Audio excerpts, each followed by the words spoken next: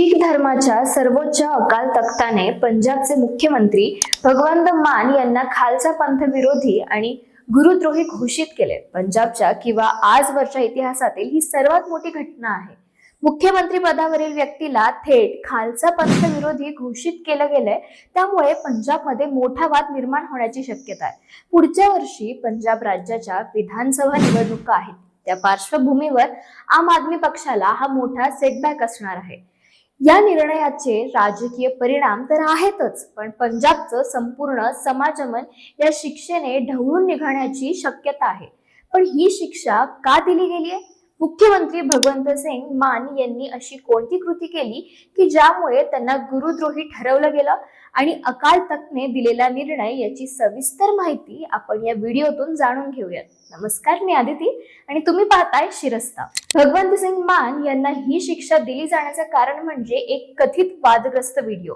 या व्हिडिओत एक व्यक्ती मद्यपान करून शीख धर्माच्या पूजनीय अशा गुरूंच्या प्रतिमेवर दारूचे शिंपडे उडवतोय आणि आक्षेपार्ह कृती करतोय। सुरुवातीला हा व्हिडिओ जगमान समरा या नावाच्या सोशल मीडिया अकाउंट वरून प्रसारित करण्यात आला होता। त्यात दावा करण्यात आलाय की या व्हिडिओत आक्षेपार्ह वर्तन करणारी व्यक्ती पंजाबचे मुख्यमंत्री भगवंत सिंग मान हेच आहेत। त्यानंतर अकाल तख्तासमोर या व्हिडिओच्या संबंधाने सुनावणी घेण्यात आली।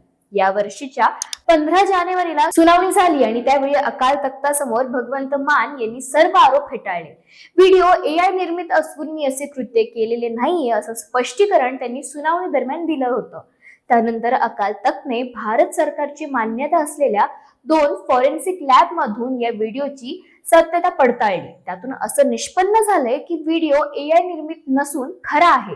हे निष्पन्न झाल्यानंतर अकाल तख्तने ही शिक्षा सुनावली आहे। जगभरातील शीख समुदायाला भगवंत मान यांच्यासोबत कोणत्याच प्रकारचे संबंध न ठेवण्याचे आदेश देण्यात आले। या आदेशानंतर भगवंत मान यांनी यावर अधिकृत प्रतिक्रिया दिली आहे। त्यात ते म्हणतात की हा हुकुमनामा माझ्या विरोधातील षडयंत्र असून व्हिडिओत दिसणारा व्यक्ती दुसरा कोणी आहे, मी नाही। व्हिडिओतील व्यक्तीची उंची आणि माझी उंची यात खूप फरक आहे। याशिवाय आम आदमी पक्षाचे प्रवक्ते बलतेज पन्नू यांनी माध्यमांना प्रतिक्रिया दिली आहे। हा व्हिडिओ खरा असला तरी त्यातील व्यक्ती भगवंत मान नाहीत। जत्तेदार साहेब जे करत आहेत ते सुखबीर सिंग बादल यांच्या सांगण्यावरून करत आहेत। प्रत्येक वेळी धर्माच्या नावावर मते मागण्याचा त्यांचा डाव असल्याचं पन्नू यांनी सांगितलंय। या निर्णयामागे आणखीन एका कायद्याची पार्श्वभूमी असल्याचं बोललं जातंय, कारण हा निर्णय देताना अकाल तख्तने 29 जूनला पंजाबच्या सर्व मंत्रिमंडळाला सुनावणीसाठी पाचारण केले। त्याचं कारण म्हणजे मंत्रिमंडळाने संमत केलेला एक कायदा। पंजाब सरकारने नुकताच जागत ज्योत श्री गुरु ग्रंथ साहिब सत्कार सुधारणा कायदा 2026 संमत केलाय।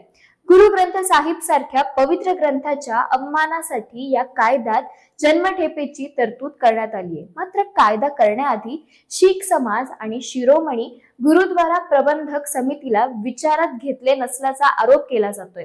या कायद्यात समितीने ज्या सुधारणा सुचवल्या होत्या त्या सुधारणा न करता कायदा संमत केल्याचं समितीचं म्हणणं आहे। त्यामुळे ऐन निवडणुकीत तोंडावर असताना आम आदमी पक्ष अडचणीत आल्याचं चित्र दिसून येतंय। याआधी देखील सुखबीर बादल यांना अकाल तख्तने शिक्षा सुनावली होती। सुवर्ण मंदिरात साफसफाई करण्याची शिक्षा सुखबीर बादल आणि त्यांच्या मंत्रिमंडळातील मंत्र्यांना दिली होती।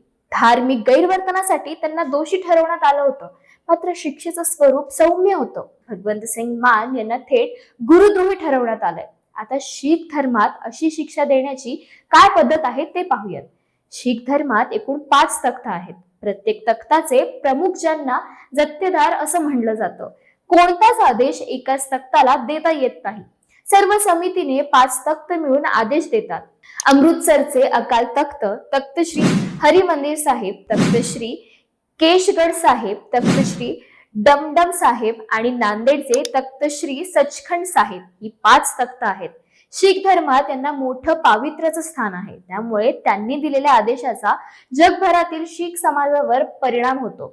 शीख धर्माच्या आचारसंहितेनुसार मद्यपान करणे निषिद्ध आहे। असं असताना भगवंत मान यांच्यावर सातत्याने विरोधकांकडून मद्यपान करून विधानसभेत येत असल्याची टीका केली जाते. त्यामुळे आधीच टोकदार धार्मिक वातावरणात अशा कृतींमुळे आणखीन भडका उडतो. 2011च्या जनगणनेनुसार पंजाबमध्ये शीख धर्मीयांची संख्या जवळपास 57% इतकी आहे. त्यामुळे पंजाब मधील कोणताच राजकीय पक्ष याकडे दुर्लक्ष करत नाही.